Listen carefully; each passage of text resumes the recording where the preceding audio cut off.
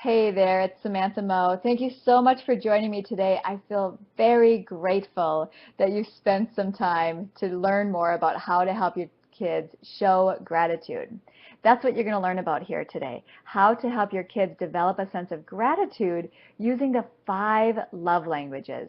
Now, if you haven't heard about the 5 love languages, I strongly recommend doing a search and taking the online profile test. The love languages help you understand ways that people feel loved and ways that you show your own love.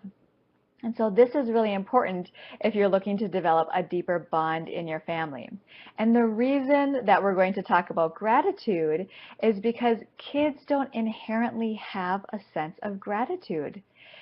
It's one of the reasons that mindfulness practices are so needed in this world, is that we are reliant on our parents because we know that they help keep us safe and they help keep us healthy. And hopefully they help us to feel loved as well and meet that emotional need. But kids don't know how important it is to show that appreciation and gratitude beyond the simple politeness of saying thank you for helping them out with something or preparing dinner. And when you dedicate so much time and energy and effort to raising your children, gratitude is something that helps keep the wheels turning, where when you have those difficult moments, it makes it worthwhile when you hear some gratitude from your child. So let's dive into the 5 love languages, understanding how you can model the love language and how to express gratitude using each love language, how to talk to your kids about it, as well as inspire some action so they actually put some tracks down on the road and develop these skills. The first love language is words of affirmation. So this is simply saying nice things and using your words in order to help somebody know that you love them. So the way to demonstrate this love language is to spend some time together saying something nicely. And so something nice that you could say beyond just thank you is model to your child 5 reasons why you're grateful they did something. Let's say they picked up their toys when you only asked them one time. And you might say, I'm grateful that you picked up your toys the first time because it shows you're a good listener. Because I can tell that cleaning up is important to you. Because it makes our home a nice place. Because I get to save my breath, and so I'm really grateful for that, because then we can have energy to do more fun things together. And so on and so forth until you reach 5 reasons why you're grateful. And then you want to ask your child, how does it feel to hear that? And they're going to say something like, oh, good, or they're just going to be smiley.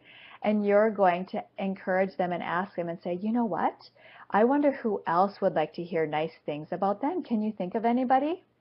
And let's say they say, well, Grandma might like that. And you'd say, great. What's one thing you love about Grandma? And then help them generate 5 reasons that they're grateful for Grandma, or why they love that she does certain things or bees with your child in a certain way together. And then encourage them to follow through and take action on it. The second love language is spending quality time. So you can model this by having snuggly time with your child, making sure you're unplugged, not multitasking, and really being present with them. Now, you've probably done some of this. You spend quality time playing with your child, and this is the same thing. It could be playing, it could be snuggling, it could be going for a walk together.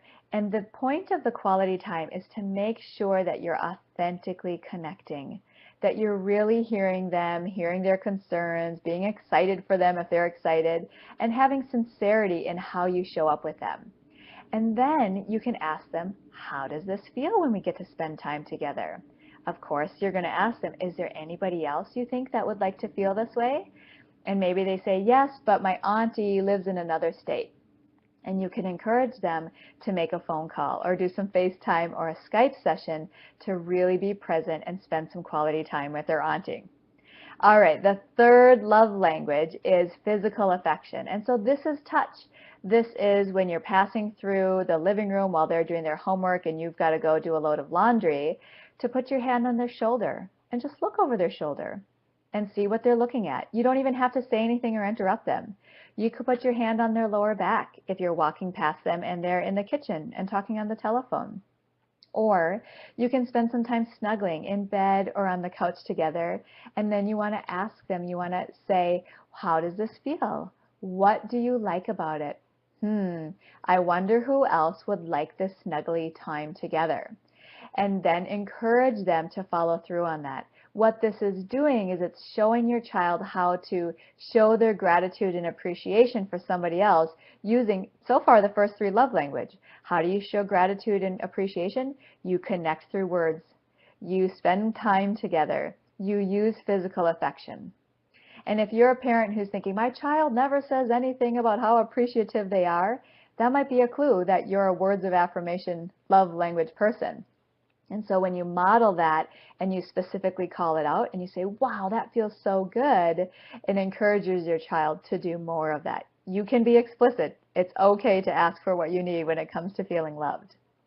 Moving into our final two love language, number 4 is receiving gifts. And I have an aunt in rural Wisconsin who's amazing at gift giving. She sends me home with food. She wants to load me up with candy. It's really hilarious, actually, as an adult, because I thought that was just something that would happen when I was a child. And what I know is that while receiving gifts is not one of my top 3 love languages, I know it's her love language. So I make sure I bring something whenever I go to visit my aunt so that she can feel I love her in return.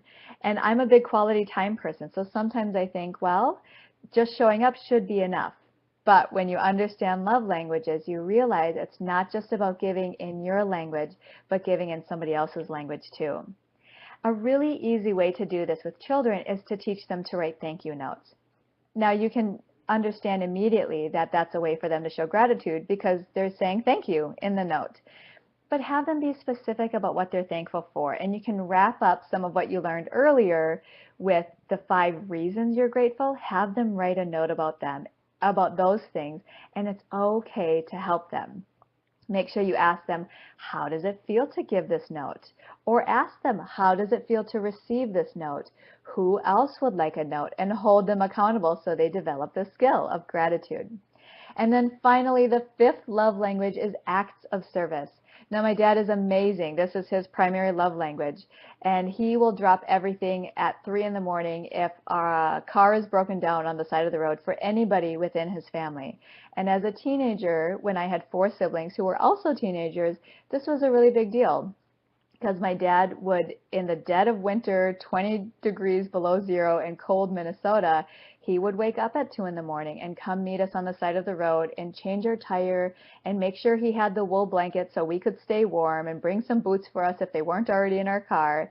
And with 5 kids, that was a lot of acts of service that he followed through on, and he does things like that to this day. So how do you do this on a smaller level with your child? Well, make sure you step in and help them with something that they don't enjoy doing. If your child doesn't like picking up their toys, help them one day and ask them, how did it feel to have mommy, help pick up your toys? Good, I like that. And you can say, well, why did you like that? Why did that feel so good?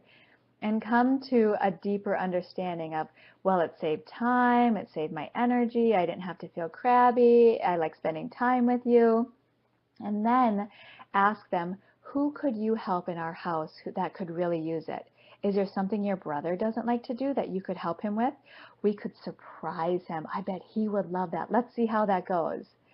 And so if you have a younger kid, you're going to encourage them in the way I just described. But with an older kid, maybe you wouldn't give so much information and you would truly just ask them the questions and see if they can come up with something on their own.